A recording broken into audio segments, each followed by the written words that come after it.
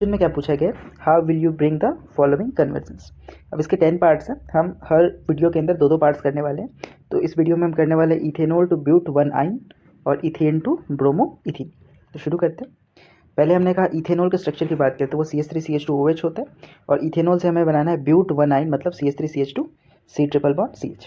अब अगर इस स्ट्रक्चर को मैं ध्यान से देखूँ तो मुझे दिखता है इसके अंदर एक तो CH3CH2 वाला पार्ट है और एक दूसरा पार्ट है carbon triple bond carbon hydrogen. ठीक है, अब CH3CH2 वाला पार्ट तो यहाँ से मिल जाएगा।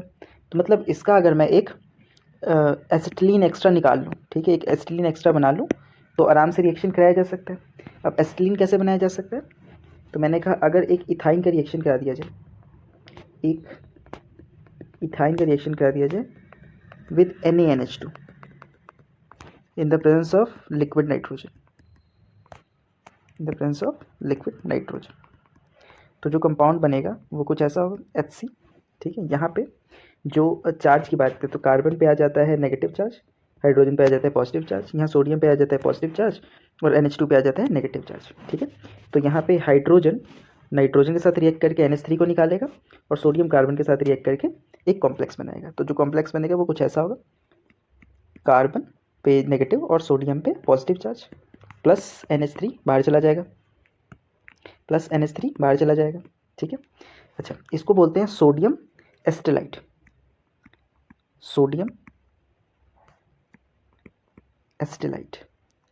अब मुझे क्या पता है, अगर मैं इसका CH3 CH2OH का क्लोरीनेशन करवा देते हैं in the presence of SOCl2 in the presence of pyridine, तो जो बनता है वो कुछ ऐसा हो जाता है CH3 CH2Cl मतलब क्लोरो इथेन। तो क्लोरो इथेन का रिएक्शन होगा सोडियम एस्टेल्डिहाइड के साथ, तो CH3 CH2Cl रिएक्ट करता है hydrogen carbon triple bond carbon और सोडियम के साथ। ठीक, अब क्लोरीन पे नेगेटिव चार्ज और कार्बन पे पॉजिटिव चार्ज है, मतलब यहाँ ये कार्बन का नेगेटिव इसके साथ रिएक्ट करेगा और सोडियम का ये इसके साथ रिएक्ट करेगा। तो जो कंपाउंड बनेगा वो कुछ ऐसा बन जाएगा CH3 CH2 कार्बन, क्योंकि ये नेगेटिव पार्ट यहाँ पे आके जुड़ा है, ट्रिपल बॉन्ड कार्बन और हाइड्रोजन। ठीक है, तो जो कंपाउंड हम बनाना चाहते थे ब्यूट 1 उसका फॉर्मेशन हो चुका है, प्लस NaCl फॉर्म हो जाता है। ठीक है, तो ऐसे कन्वर्जन करते हैं, ये फर्स्ट स्टेप, ये सेकंड स्टेप और ये फाइनल स्टेप। ठीक है, अगले रिएक्शन की बात कीजिए तो हमने कहा इथेन टू ब्रोमो इथीन का फॉर्मेशन करना है। ठीक है, तो किसका फॉर्मेशन करना है, इथेन मतलब CH3 इथेन से बनाना है हमें ब्रोमो इथीन। ब्रोमो इथीन की बात करूँ तो मतलब CH2 डबल बॉन्ड CHBr। तो कैसे बनाया जा सकता है, मैंने कहा कि ब्रोमो इथीन का फॉर्मेशन करने के लिए मुझे सबसे पहले एक डबल बॉन्ड की रिक्वायरमेंट होगी, और डबल बॉन्ड कब लग सकता है, जब इसका मैं रिएक्शन करवा दूँ हमारे KOH के साथ। ठीक है, तो KOH के रिएक्शन करवाने के लिए मुझे चाहिए कि कम से कम यहाँ पे एक क्लोरीन कंपाउंड प्रेजेंट हो। ठीक है, तो रिएक्शन शुरू करते हैं। हमने कहा कि जब इथीन का रिएक्शन CH3 का रिएक्शन ब्रोमीन के साथ करवाया in the presence of UV रे, in the presence of UV light या हीट, ठीक है, in the presence of UV light और हीट, तो कंपाउंड बना वो बन गया CH3 CH2Br प्लस यहाँ से एक ब्रोमीन, यहाँ से हाइड्रोजन। ठीक है, क्योंकि फ्री रेडिकल रिएक्शन था, HBr बाहर चला गया।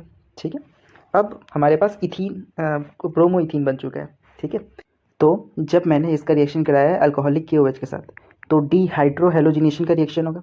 अब डीहाइड्रोहेलोजिनेशन का मतलब क्या होता है कि जो अल्फ़ा कार्बन है, ठीक है, अल्फ़ा कार्बन से हमारा हाइड्रोजन रिलीज़ होगा और एक ब्रोमीन का रिलीज़ होगा। तो मैंने कहा इस पॉइंट पे ब्रोमीन अटैच है, तो इसके साथ वाला मतलब ये अल्फ़ा पोजीशन है, अल्फ़ा पोजीशन से एक हाइड्रोजन का रिमूवल हो जाएगा और यहाँ से एक हेलोजन का रिमूवल होगा, तो माइनस हाइड्रोजन एंड हेलोजन। ठीक है, तो जो कंपाउंड बनेगा वो बनेगा CH2 डबल बॉन्ड CH2।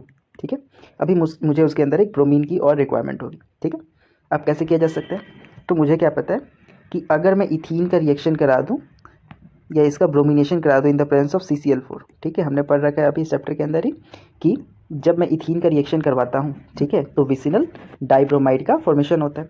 तो विसिनल डाइब्रोमाइड कुछ ऐसा बन जाएगा CH2Br और CH2Br। ठीक है, तो जो फॉर्मेशन होगा वो होगा विसिनल डाइब्रोमाइड का, ठीक है, विसिनल डाइब्रोमाइड का, ठीक। अब मैं अगर इसका फिर से रिएक्शन करवा दूँ अल्कोहलिक के OH के साथ, तो फिर से डिहाइड्रोहेलोजिनेशन होगा, ठीक है। डिहाइड्रोहेलोजिनेशन में मैं कहता हूँ कि यहाँ से एक हेलोजन निकाल देते हैं और इसकी अल्फा पोजीशन मतलब इस कार्बन से एक हाइड्रोजन का रिमूवल करवा देते हैं, ठीक है।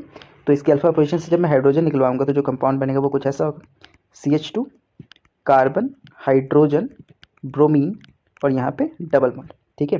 तो जो कंपाउंड बना वो हमारा क्या बना, उस कंपाउंड को बोलते हैं ब्रोमोइथीन, ब्रोमोइथीन। Thank you.